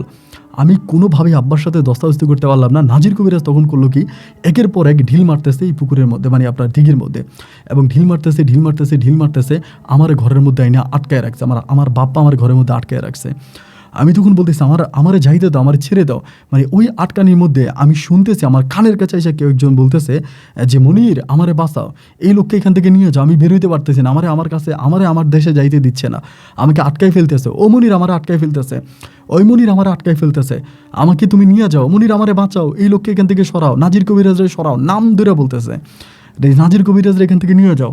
আমি তখন এই হাতের বাঁধন টাদন সব কিছু চিরা মিরা আব্বারে লাত্তি মেরা আমি দিঘির পাড়ে দিলাম দৌড়। এই দিঘির পাড়ে দৌড়াইতে দিঘির পাড়ে গেছি, দিঘির পাড়ে যাইয়ে নাজির কবিরাজরে ধরছি। ধরার পরে ওই বেটা যে আমার কপালের মধ্যে কি লাগাইলো, মানে হাতের মধ্যে কালো কি একটা জিনিস, পানি নাকি আমি জানি না, আমার কপালে লাগাইছি, শুধু এটা আমার মনে আছে, আর কিছু আমার মনে নাই। এবং এরপরে আমার আর কোনো স্মৃতি মনে নেই আমার সাথে কী হয়েছে না হয়েছে। আমি জানতে পারি আমি দীর্ঘ 7 বৎসরের মতো আমি প্রতিবন্ধীর মতো ছিলাম। এই 7 বৎসর আমার কোনো নাওয়া ছিল না, খাওয়া ছিল না, মানে দিলে খাইতাম, মানে যেখানে থাকতাম বসে থাকলে বসে থাকতাম, ঘুমাইলে ঘুমাই থাকতাম, একদিকে তাকাইলে তাকাই থাকতাম, মানে এক ধরনের মানসিক রোগীর মতো হয়ে গেছিলাম। তো তখন আমি 7 বছর পর, আমার মনে আছে 7 বছর পর আমি তখন ভালো হই, মোটামুটি সুস্থ হই। তখন আমি আমার মায়ের জিজ্ঞেস করি কী হয়েছিল, বাবার জিজ্ঞেস করি। তখন আমার মা বলে যেদিন আমি প্রথম ওইখান থেকে ফিরে আসছিলাম ওদের রাজ্য থেকে, যে জিনিসটা আমি সাথে নিয়ে আসছিলাম ওই জিনিসটা আমার আম্মা ওই নাজির কবিরাজের বাড়িতে নিয়ে গেছে। এবং নিয়ে যাওয়ার পরে নাজির কবিরাজ যেটা দেখাইলো যে আমার ছেলে এই জিনিসটা সাথে করে নিয়ে আসছে, এবং নাজির কবিরাজ যেটা দেখে আমার আম্মাকে ধরে বলতেছে, ওরে বাপরে বাপ, এটা তো পৃথিবীর কোনো জিনিস না। এটা উনি হাতে নিয়ে তখন থেকে উনি আমাকে পাহারা দিতে শুরু করলেন। নাজির কবিরাজ, এটা আমি জানতাম না। উনি আমাদের বাড়িতে ছদ্মবেশে লুকিয়ে থাকতো এবং ওনারই এক বাড়ির এক মহিলাকে উনি মেহমান বানায়া আমার বাড়িতে পাঠাইছে। তখন থেকে উনি আমাকে পাহারা দিত, আমাকে ধরার জন্য, আমাকে এবং আমার ওই পরিরে ধরার জন্য। এবং এরকম করতে করতে একটা সময় কিভাবে কি হয়েছে আমি জানি না, আমার মায়েরে বলছে, বাবারে বলছে যে আমি ওর খোঁজ খবর আমারে দিবা, মনির কি করে, কোথায় যায়, কি খায় না খায়, এবং আমারে অনেক কিছু খাওয়াইছে, পানি এটা ওইটা আমার আব্বা আম্মাকে দিয়েই কিন্তু আমারে খাওয়াইছে। এবং আমার আব্বা আম্মারে লোভ দেখাইছে, আমার আব্বা আম্মারে কুটিপতি বানাই দিব, স্বর্ণের পাহাড় দিব, এইটা দিব ওইটা দিব। অনেক লোভে পড়ে আমার আব্বা আম্মা এমন কিছু নিকৃষ্ট কাজ করছে যেগুলো আমি এই প্ল্যাটফর্মে বলে প্রকাশ করতে পারবো না।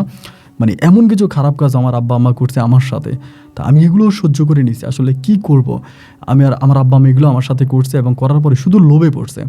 এবং লোভে পড়ার পরে আসলে মূলত আমার আব্বা আম্মা কিছুই পায় নাই। কিন্তু যে কথা শুনলে আপনি এখন অবাক হয়ে যাবেন, দীর্ঘ 7 বছর পর আমি যখন সুস্থ হয়ে সবল হই, ভালো হই, আমি তখন দেখতে পাই নাজির কবিরাজ আর আমাদের এলাকাতে থাকে না, খুলনা এলাকায় থাকে না, উনি ঢাকায় থাকে। উনি ঢাকায় কবিরাজি করে এবং নামমাত্র কবিরাজ উনি ঢাকার, কিন্তু ঢাকাতে ওনার বাড়ি গাড়ি, দুবাইতে ওনার ব্যবসা, এবং মিডল ইস্টের বিভিন্ন দেশে ওনার ব্যবসা বাণিজ্য, ইন্ডিয়াতে ওনার বিশাল ব্যবসা। এক কথায় বলতে গেলে বাংলাদেশে হাতে গোনা কয়েকটা ধনী লোকের মাঝে এই নাজির কবিরাজও আছে। তো উনি বেশিরভাগ সময় সৌদি আরবে থাকে, দেশে খুব কমই থাকে, বেশিরভাগই সৌদি আরবে থাকে। তো কোনোদিন ওনার সাথে আর আমাদের দেখা হয়নি, আমার মা বাবার কারোই দেখা হয়নি। আমরা গরিব, এখনও গরিবই আছি, এখনও আমি কৃষিকাজ করি। আমার আব্বা আমার বয়স হয়েছে, তারা মরতে বসেছে, আমাকে বিয়ে করাইছে এলাকার এক মেয়েকে। আমি ওই মেয়েকে নিয়ে, আমার একটা ছেলে আছে, আজ বহু বছর হয়ে গেছে, আর কোনো সন্তানাদি হয় না।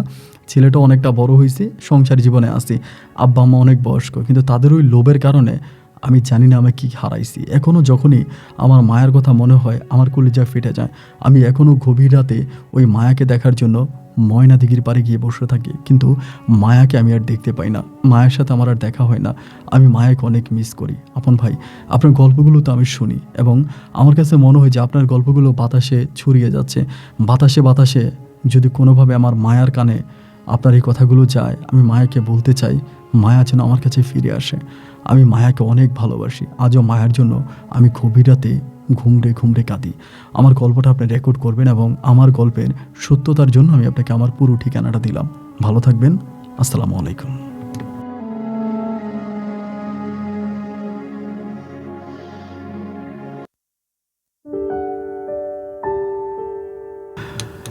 বন্ধুগণ, সবাইকে অনেক বেশি ধন্যবাদ খুলনার ভাই মনির হোসেনের জীবনের এই চমৎকার গল্পটা শুরু থেকে শেষ পর্যন্ত আমাকে শোনার জন্য।